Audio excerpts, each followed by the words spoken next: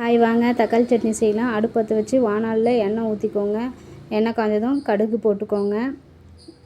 கடுகு நல்லா பொரியணும். கடுகு பொரிஞ்சதும் பூண்டு, கருவேப்பிலை, பச்சை மிளகா போட்டு வதக்குங்க.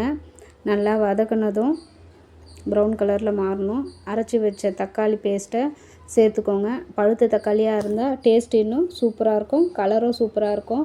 கொஞ்சமாக தேவையான அளவு உப்பு போட்டுக்கோங்க. மஞ்சள்தூள், மிளகாய்த்தூள் போட்டு நல்லா கிளறி விடுங்க.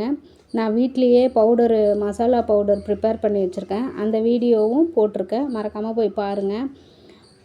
நல்லா கலந்து விட்டுக்கோங்க. அந்த பவுடரை ஆட் பண்ணிக்கோங்க. ஸ்மெல்லு பயங்கர டேஸ்ட்டாக இருக்கும். கொத்தமல்லி போட்டு இறக்கிக்கோங்க. ஈஸியாக 5 நிமிஷத்தில் ரோட்டு கடை தக்காளி சட்னி நம்மளுக்கு ரெடி ஆகிடும். சாப்பிட டேஸ்ட்டாக இருக்கும். டைம் ரொம்ப எடுத்துக்காது. ஈஸியாக இன்ஸ்டண்ட்டாக செய்யலாம். ஓகே, பாய், தேங்க்யூ.